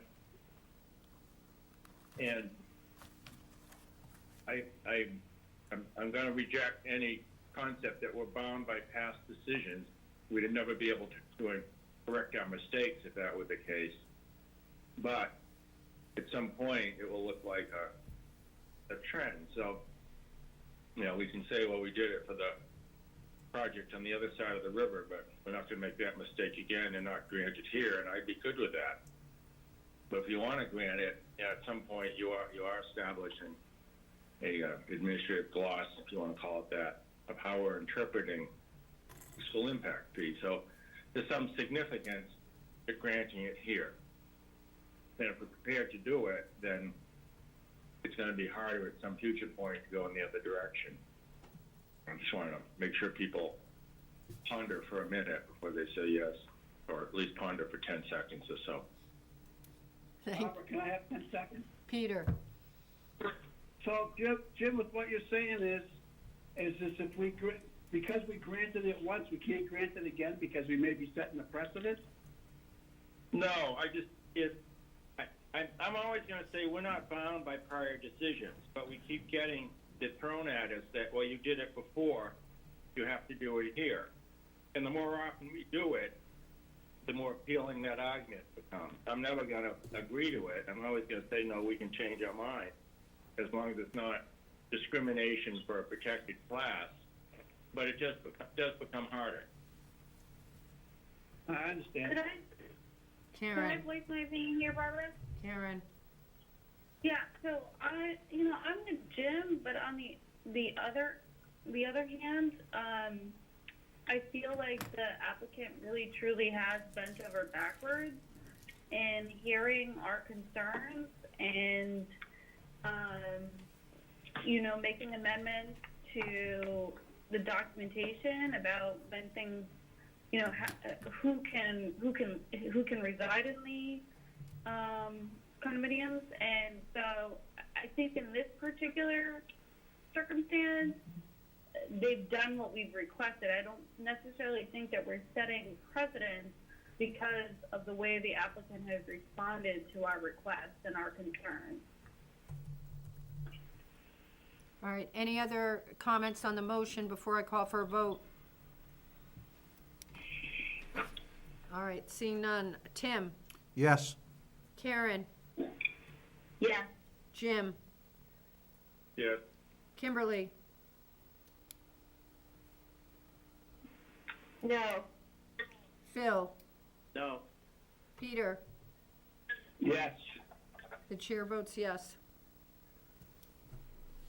The waiver from zoning reg 1662 has been granted. The next waiver requested is for the closed drainage system. This deals with Appendix C, Section 4A. We haven't talked about that as much. There were no issues raised at the 423 meeting.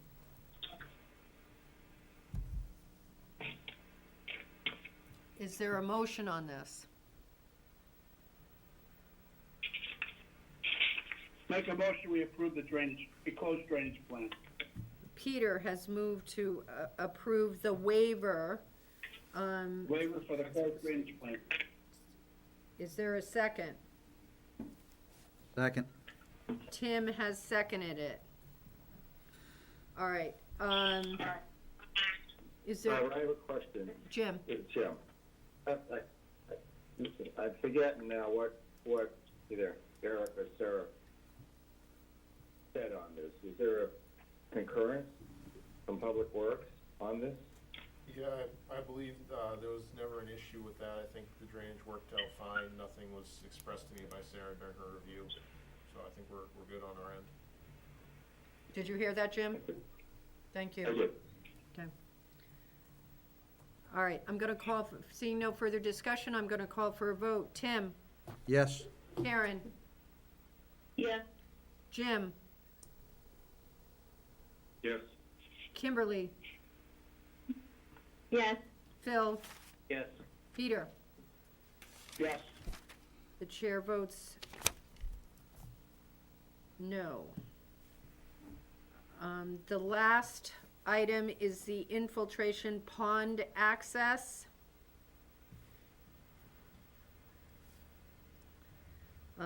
We've sort of talked around this a few times. There was discussion about having requirements for seeing the maintenance agreement and having a condition that the failure to perform the drainage would be a material issue and allow us to revoke the site plan. Is there any motion in regards to granting a waiver from Appendix C, Section 5T2 in regards to access to the infiltration ponds?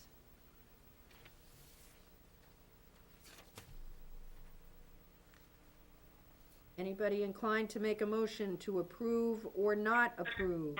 I'll make a motion to deny. Phil has. I'll second. Phil has made a motion to deny, and the motion has been seconded. Is there any discussion on the motion?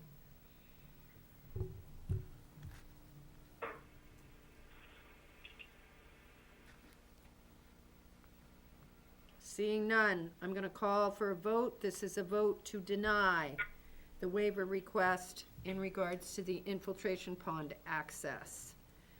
Tim? No. So that's a no on the denial. You'd have to say yes to be in favor of the motion. So I'm Correct. saying no. Okay, I just want to make sure. Karen? No. Jim? Yes, yes. This is a yes, we have no bananas vote. Yes, I'm in favor of the motion. You're in favor of the motion to deny, okay. Kimberly? Yes, I'm in favor of the motion to deny. Phil? Yes. Peter? Yes. Chair votes yes. so the waiver for the infiltration pond access has been denied. My count on that is 5-2. It's for continuance. Yeah. Madam Chair? Yep, May we please ask for a continuance of this plan then? yes. I mean, I'll leave that up to the board. When would you like it continued to?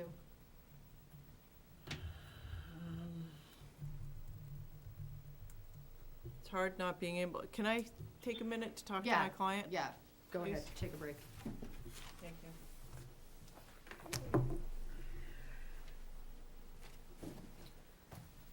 Can I say something? Yeah, But they do, the May 28th meeting is extremely full. yeah, they can't come on the May Okay, 28th. I I've just already wanted- seen that. Boy, agenda. that is a We full can't do list, it. 5 There's of just them. no way.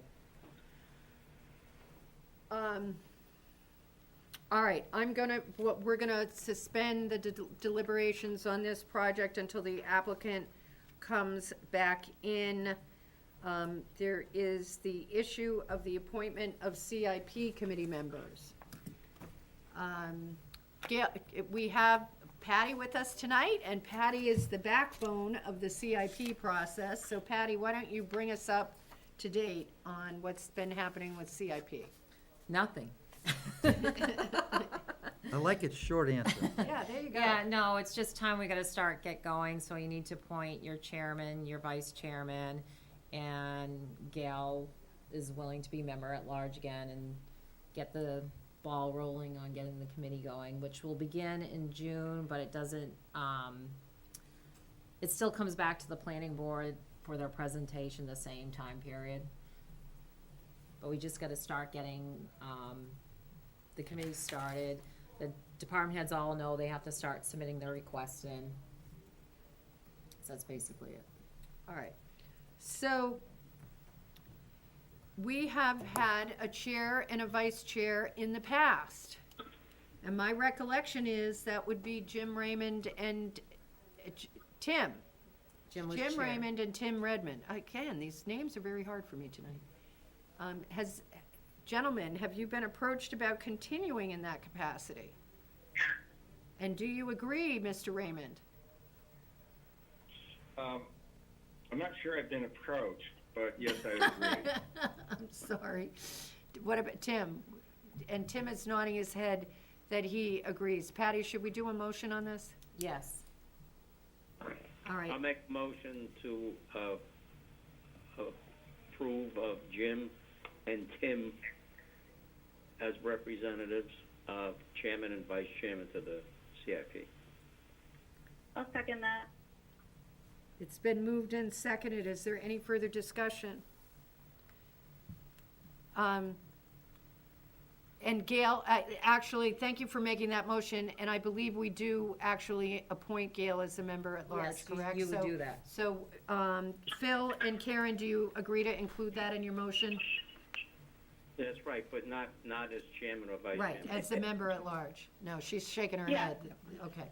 All right, thank you. All right, I'm gonna call for a vote. Jim, yes, what?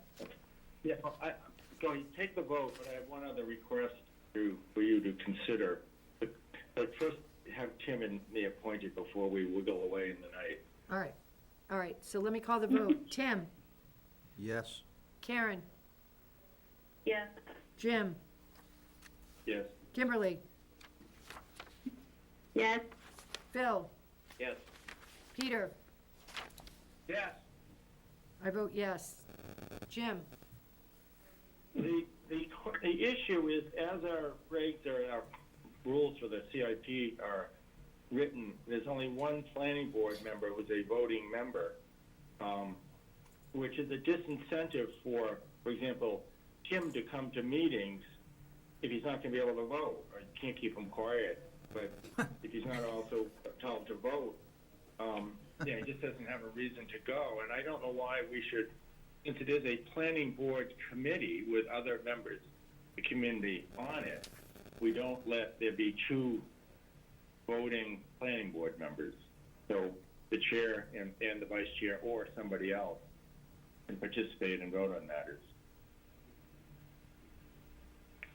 We don't have to decide that now, but I think we should. change the rule sometime before we start, but I think we don't need to handcuff or limit ourselves at the planning board. Because CIP is basically a planning function. What's the number on the committee as it stands? What's the number? I think there's Well, 8. We, School, Earl Carroll left town, who was one of our municipal reps, and we had at least one other. It's been a small number. It's quality instead of quantity, but Gail is the at-large. You have the school board and the select board. Gail, me, sometimes it's a pretty small group. We're very efficient, but we're really not representative. So All right, so we need to, School board, budget committee, so why don't in the next packet, we get the CIP membership included, and we'll try to address, the applicant has come back in regards to map 5, lot 60. So I'm gonna reopen the hearing on map 5, lot 60. They went outside to discuss the current situation. Jennifer? Okay, for us to be able to provide access to those detention ponds, we're gonna have to lose a few units, and I would wanna have the planning board approve that final plan. So that's gonna, I'm gonna have to do some redesigning, and, so I'm thinking the second meeting in June, because I'm gonna have to redesign it, it has to go back to the town for them to review it, to then come, DPW is gonna have to take a look at it and give their recommendations to then come back to you. The second meeting in June would be June 25th. Does that sound right, everybody? well, the first one's on the 11th, you have to do the math.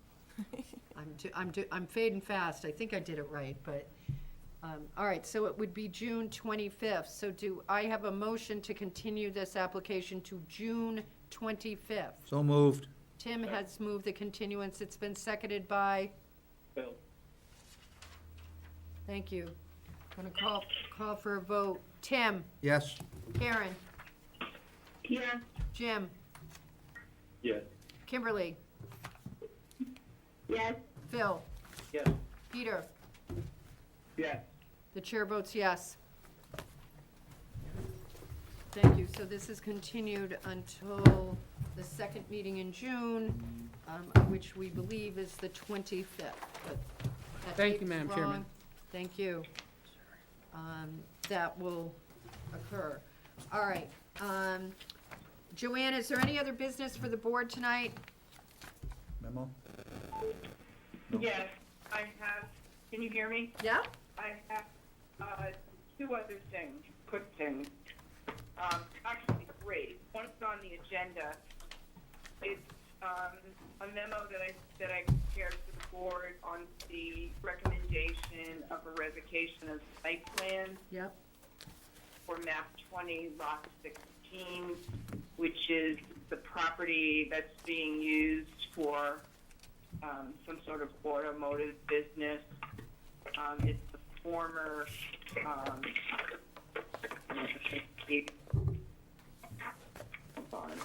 All right, it's at the corner of 114, 114A. It's the blue building on the corner. We all know what building we're talking about. Uptown Autos Overflow Center. Right, it was originally approved to be it was a real estate agent, so it had a business, it had at least one apartment, and then it was approved to, in the, what appeared to be the garage area, to be an overflow site for car mechanical work. for Uptown Auto. For Uptown Auto, who operated further, had a location operating further up Mast Road.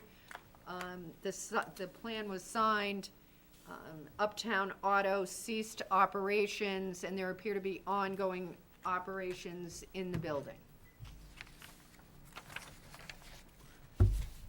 So, the code enforcement officer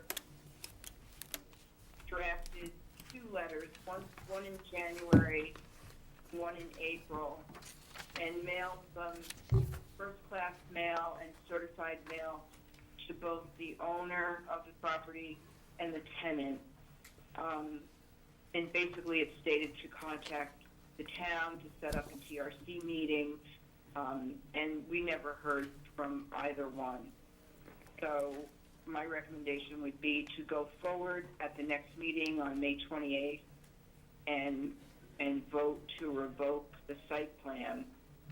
And then we have to, once the revocation takes place, we have to notify the owners, the abutters, the public.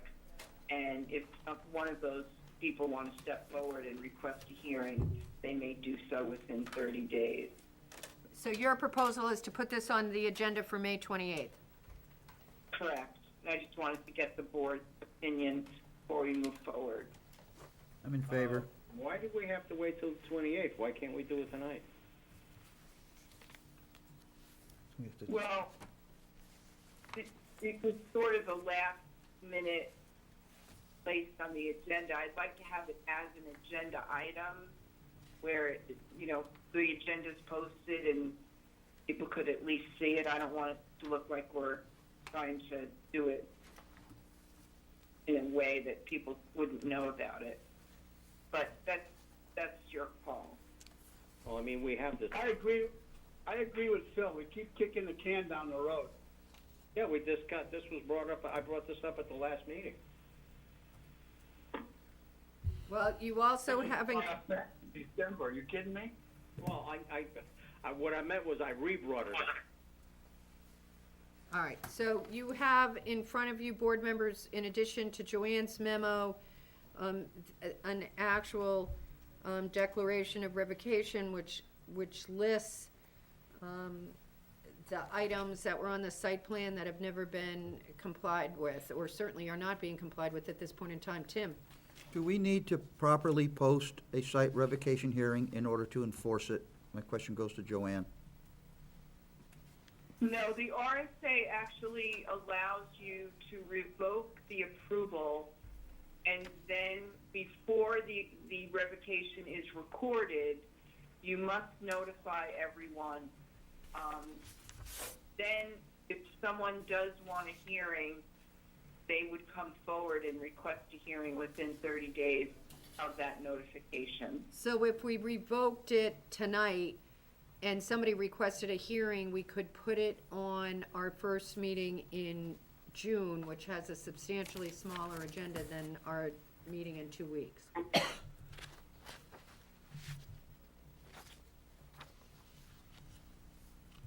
Was that a yes?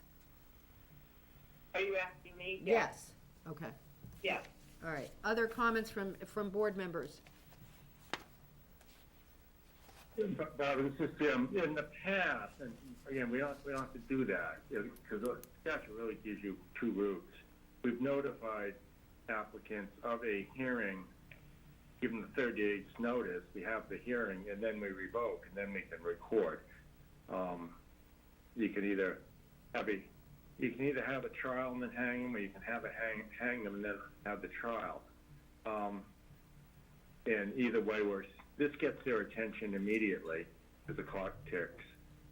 If you have the hearing, invariably they come in and promise to fix things. And so I'm not adverse to doing it this way, but it's not the only way of doing it. I guess given the fact that there have been ongoing attempts to contact this owner, and knowing that the owner of this property has certainly been in town while he currently lives out of town, he certainly, I know, has been in the area, so I'm sure he knows what's going on. I think my preference might be to just go ahead and revoke it, and then when we get a hearing notice, we can schedule it appropriately in June if somebody wants to hear something. We still have to wait.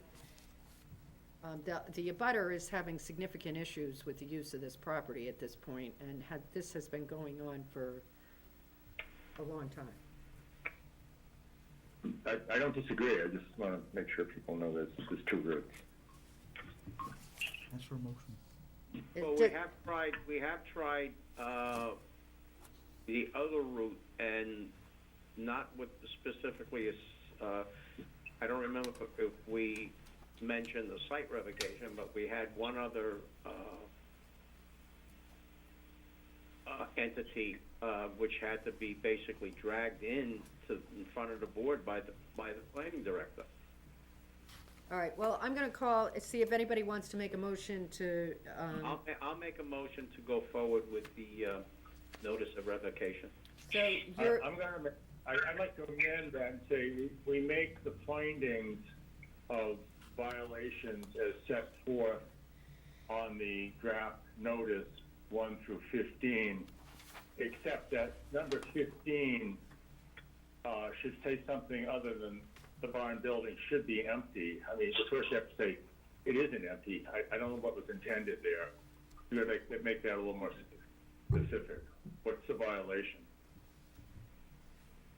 The barn/building should be empty. Well, what is it? Is it not empty? Yeah, no approvals for occupancy have been granted, so yes, it's not empty. Okay, And it's being occupied. You gotta say that. okay.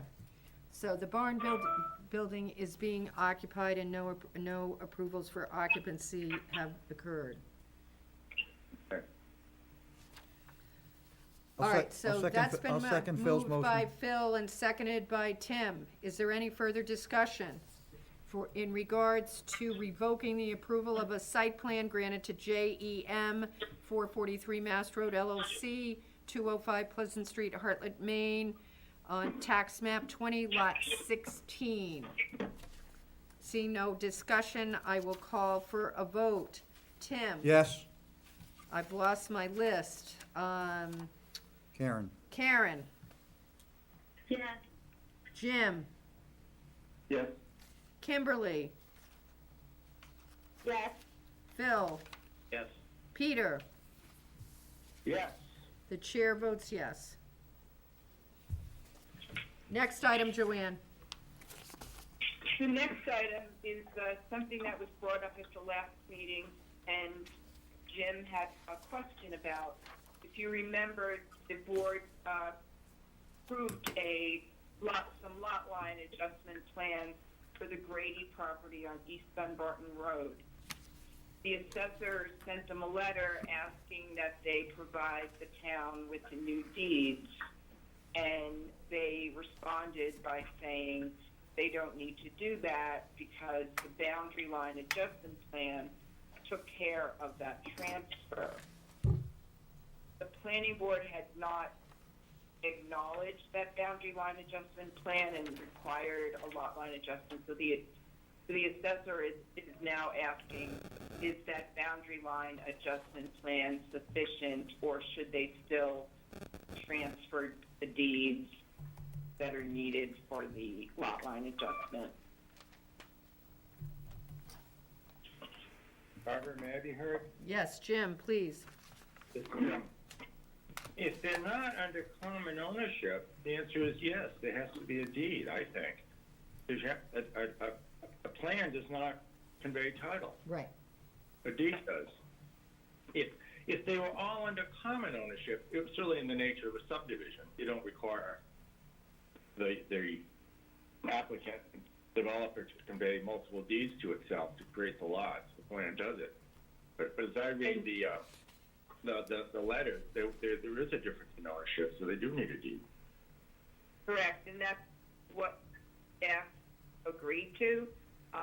But we wanted to get the planning board's opinion, and the owner is not complying. What do you mean the owner is not complying? They're not responding, they're saying we don't need to, what's happening? They're not providing the deed, which is what was asked for. They're saying that the boundary line is sufficient. So maybe he can send another letter saying, planning board agrees, this is what you need to do. The problem is he's trying to, put in the proper acreage for tax purposes, and he can't do that without the deed. Right. And that it's kind of causing some trouble, so. But Jim, go ahead. Did we require as a condition of the approval that there be a deed conveying the portion that's changed from one owner to other owners? Guess not. No, we should have, I but, don't have that in front of me, but I'll check. and if not, and they refuse to do it, I mean, it's not really effective until they do it. I don't think we can revoke the approval, but has the plan been recorded? Yes. Yes. Yeah, well, that's a problem. See, this was brought up in another application, the town doesn't record the deeds between private parties. We only record the deeds that have, you know, the town is involved with it because of they're getting a deed or they're giving a deed. So that's one of the issues. We record the plans, but we don't really know if these deeds are being recorded or not. And we don't make a condition subsequent or anything that there be a transfer. No, you didn't. Okay. No. Well, I think our assessor's correct though, and just. Well, I think our only option at this point is to send a letter saying the planning board agrees the deed needs to be done. Yeah. And the taxes remain proportioned as the assessor currently has Right, them. the assessor isn't gonna be making any changes, as far as I would see, until a deed comes in. Tim? Is there a mechanism to recall a plan if something like this happens, or are we Well, stuck if with it's not a it? condition, we don't have any basis to revoke it. Is there an RSA to back us up that we could, I'm not aware of any. Jim, are you aware of any RSA that would somehow allow something to be revoked in regards to deeds not being provided? No, it's the revocation statute, we just acted under that, so Right. the condition either in the approval or in our regs that wasn't followed, it's material. Well, So so we the, should, look at our regs sometime, but, otherwise, no. so the taxes stay the same and, okay. But we Okay, agree, I'll- Joanne.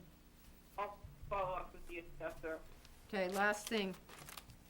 The last thing is, we are having Hoyle Tanner take a look at our development regulations, and they're not being paid to make changes, but they're being paid to review the document as a whole and make recommendations on where changes should be made.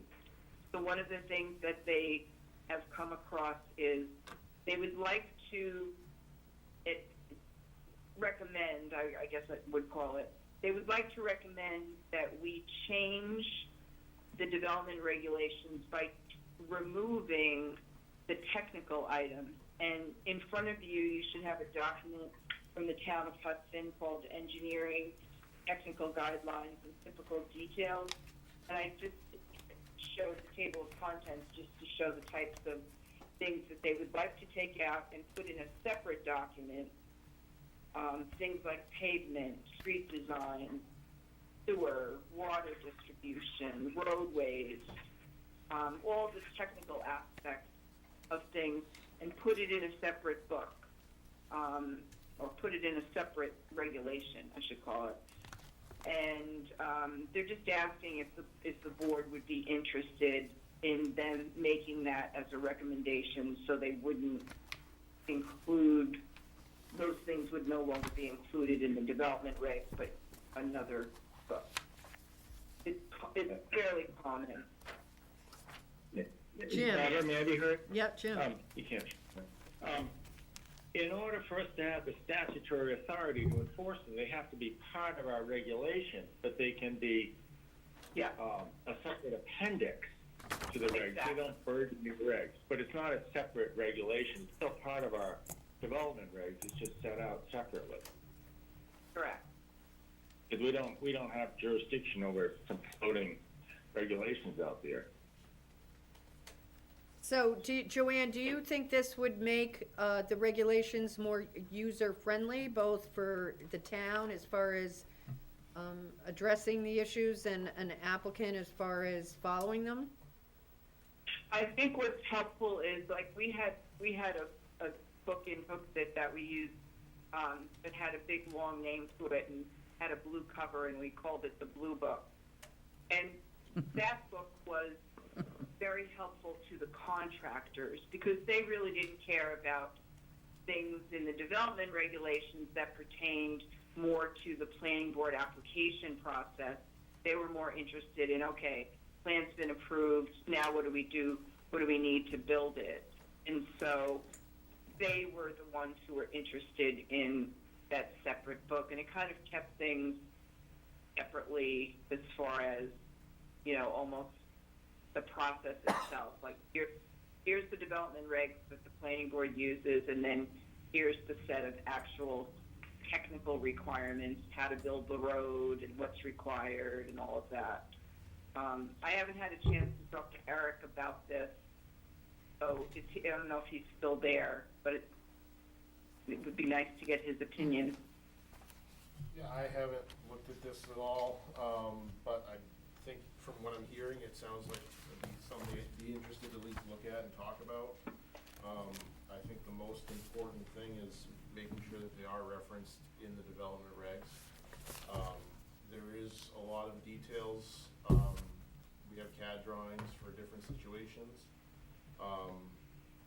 So it's gonna be a pretty thick book to get it all worked out. We'd have to work with the sewer commission, to get the sewer details in there. You're also working with, 3 different water precincts in town, so, I don't know if we'd include waterworks in that also. But it's definitely something that sounds interesting enough, including driveways and stuff, just a simple go-to.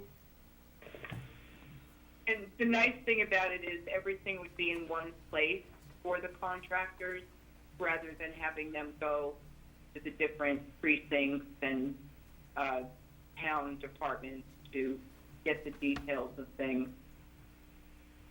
Okay, Tim? So Joanne, is this geared to contractors, or is this geared to any applicant that wants technical data? Well, it's geared to anyone, but it's extremely helpful to the contractors who are actually building whatever it is that they're doing, because everything is right there in that one book. Thank you. Having everything together, which it sounds like it's not now, would probably be a good idea, and I would think moving it from more the planning development regs would be a good idea. It is gonna end up as a budget item, though, because to put together those books from experience, we know requires, funding to put the book together. Is this something that Hooksett would charge contractors for to give them? Yes, well, now that everything is online, most people just print it off themselves, Oh, yes, but they the did wonderful charge for the book, I think it was like $35 Create the or something. It was quite thick. Yeah, so And- it's a fair amount of money to create it. I mean, I think it's a fine recommendation. Let's see where it goes. As you said, they're not being hired to redo the regs. They're making suggestions on what would make them better. So I certainly don't see any issues with it. How about other board members? Tim? Well, if you're gonna recommend that they make recommendations, maybe we should ask for some sort of a budget if they think that they could do it for us as well, and get it all in one package. Well, I think, okay. Kimberly, what do you think? I was just gonna say that I do work for Hoyle Tanner, but I am not working on this project. Peter, what do you think of separating it out? I think if we can get everything together in one book, it makes a lot of sense. I mean, make it easier for everybody. I understand there's a cost to put it together, to start with, but I think that after that, we'd be saving time with people having to meet with each department. Phil, you okay with it? Yeah, and I'm looking through the table of contents on here, and I think, though, there might be a few things that Public Works may want to include in here. All right, but we're not talking about the details. We're talking about the concept of removing this stuff. I understand. The concept, I was just making a point, that's all. Okay. David, what do you think? Sounds good. Dale, what do you think? I think it sounds fine. Jim, what do you think? And my concern is what are items that were within our jurisdiction and what are not. But having them in one book is certainly useful. It's just maybe the adoption of chapters has to be done by the applicable board or agency, but then they're all put in there. We incorporate by reference into our regs. Yeah. So section X of the Blue Book are part of the subdivision regs. Section Y is part of the sewer commission's Well, regs. we're gonna have to pick another color or they'll all think they're in Hooksett, but yeah, okay, we can do that. Okay. Right. All right, Joanne, is there anything else? No, I think that covers it. Motion to adjourn. Wait, I wanna ask Oh, clarification. Patty is chiming in now. Patty, what, yeah? I just wanna make sure, so you've established the CIP committee, you're just talking about having 2 people vote? Correct. Like you both being able to We're gonna vote. do that, Okay. yeah. And I also would like to make sure that adequate representation from the other committees that normally, You already have the school board appointed, we just don't have budget committee yet. I haven't Okay. heard from them yet. okay, because sometimes we had lacking attendance from other participants. Okay. But not last year, Jim. Okay, it must have been your that was your personality, Jim. All right. Motion to adjourn. Who seconded that? Peter did. Peter did, all right. All those in favor, Tim, Aye. David, David, you're not voting. Tim, Peter, Yeah. Bill, Karen, Yes. Kimberly, Yes. Phil. Yes. Chair votes yes. Did I get everybody? Jim votes yes, too. Oh, sorry, Jim. Jim votes yes, and I think that makes it unanimous. We are adjourned. Thank you, everybody. Good night, thank you. Good night. Night.